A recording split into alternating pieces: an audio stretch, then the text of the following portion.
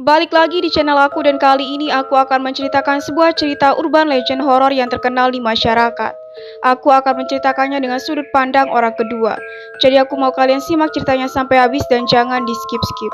Jadi langsung aja kita masuk ke ceritanya. Cerita kali ini terlalu sadis jadi aku akan memplesetkan beberapa kata. Tapi aku berharap kalian bisa mengerti apa yang aku maksud di cerita ini. Itu terjadi pada tahun 1996 di sebuah kota kecil di Hong Kong. Cerita ini juga merupakan kasus aneh yang terkenal pada saat itu. Tuan Ma adalah seorang penjaga keamanan di sebuah gedung apartemen tua. Malam hari selalu menjadi waktu terbaiknya karena pada saat itu musim panas. Udara siang hari sangat panas dan lembab.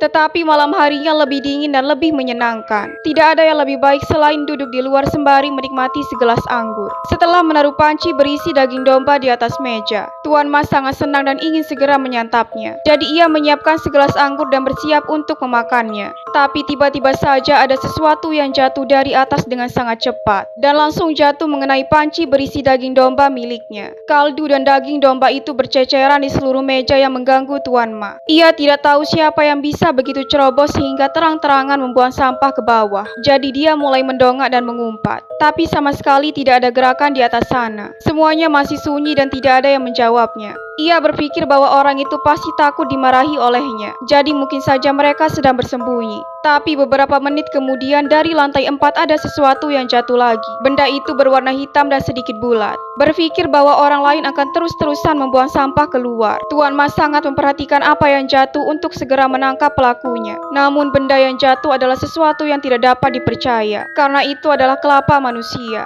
Kelapa itu jatuh dari atas dengan sangat cepat. Benda ini membuat ia sangat panik. Ia belum pernah menghadapi situasi seperti ini sebelumnya. Kelapa itu jatuh langsung ke meja mengenai panci daging Tuan Ma, membuat semuanya bertebaran kemana-mana. Ia juga sangat terkejut sampai di titik Tuan Ma tidak dapat lagi bergerak. Matanya pucat karena ketakutan setelah melihat kejadian itu. Kelapa itu milik seorang wanita. Karena kehilangan darah kulitnya menjadi pucat. Di samping kepala itu juga ada tangan manusia. Pada titik ini Tuan Ma ingin melarikan diri tetapi kakinya mati rasa. Jadi ia hanya bisa mundur dan jatuh ke belakang. Pandangannya tidak teralihkan dari kelapa di atas meja. Pada akhirnya Tuan Ma mengumpulkan seluruh kekuatannya untuk berteriak keras kepada semua orang untuk meminta bantuan. Setelah mendengar teriakan Tuan Ma, semua orang berkumpul dan memanggil polisi.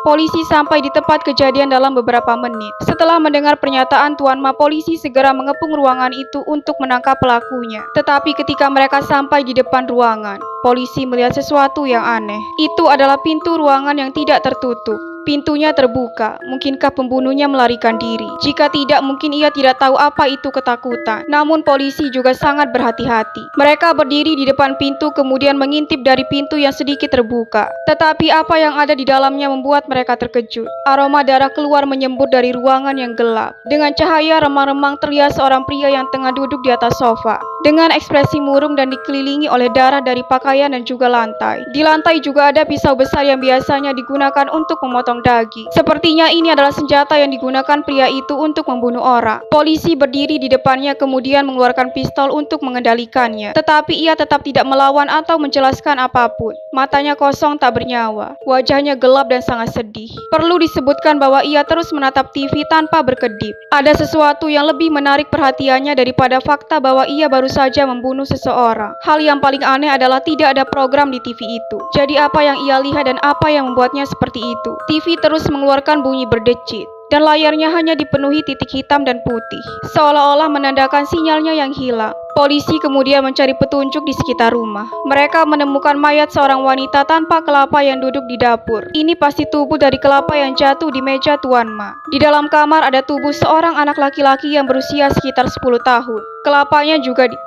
Namun kelapanya dibiarkan tidak jauh dari sana. Karena kasus ini menggemparkan pers, polisi tidak bisa menganggapnya enteng. Mereka langsung membentuk tim untuk mengusut semuanya. Pria itu juga dibawa ke kantor polisi untuk mendapatkan hukuman. Wajahnya masih sama, mata terbelalak dan murung. Setelah diinterogasi, polisi hanya mendapatkan pernyataan bahwa ia telah dirasuki oleh setan. Ia tidak tahu apa yang baru saja ia lakukan. Tapi tentu saja polisi tidak akan mempercayainya. Polisi ingin ia menceritakan semuanya dengan jujur karena tidak ada yang namanya dimanipulasi oleh setan. Seperti yang ia katakan dan akhirnya ia mulai menceritakan semuanya. Malam itu ia tak punya alasan untuk membunuh istri dan juga anaknya. Itu adalah hari libur bagi pasangan ini. Jadi mereka mengajak anak mereka untuk bermain bersama. Kemudian seluruh anggota keluarga pulang setelah gelap. Sesampainya di rumah semua orang sangat lelah. Istri memutuskan ke dapur untuk memotong beberapa buah dan membawanya ke ruang tamu agar seluruh anggota keluarga bisa menikmatinya sembari menonton televisi. Sedangkan anak mereka langsung masuk ke kamar tidur untuk bermain. Dan pria itu hanya duduk di ruang tamu sembari menonton televisi untuk menunggu istrinya. Di TV sedang menayangkan acara menggali purbakala. Itu juga merupakan acara yang populer baru-baru ini. Untuk sementara waktu TV tiba-tiba kabur dan suaranya juga mulai retak.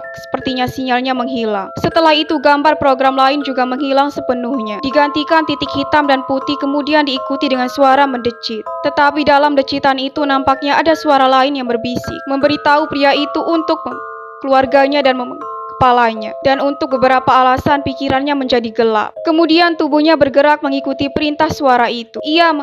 Keluarganya persis seperti suara yang muncul di televisi. Ia tidak tahu mengapa ia melakukan itu, tetapi pada saat itu ia tidak menyadari apapun. Mendengar ini polisi tentu saja tidak akan mempercayainya. Tidak mungkin sebuah suara misterius muncul dari dalam televisi kemudian memerintahkan seseorang untuk melakukan kejahatan. Mungkin ia bertengkar lama dengan istrinya atau ia adalah seorang pria yang kasar. Penyelidikan berlangsung hampir sebulan, tetapi tidak peduli metode apa yang digunakan polisi. Dia hanya memberikan satu jawaban yang sama. Tidak peduli seberapa mengancam atau lembutnya polisi. Pernyataan pria itu tetap sama dan tampaknya ia sangat yakin dengan kata-katanya. Polisi juga menghubungi keluarganya dan orang terdekat untuk memperluas penyelidikan. Tetapi menurut hasilnya ia tak punya alasan yang kuat untuk membunuh keluarganya. Keluarganya hidup dengan sangat bahagia dan semua orang tahu itu. Tetapi di antara kesaksian tetangga, banyak yang mengatakan hal-hal aneh terjadi baru-baru ini. Karena beberapa orang telah menggali makam kuno di dekat daerah ini. Orang-orang percaya bahwa mungkin itu secara tidak sengaja melepaskan sesuatu yang buruk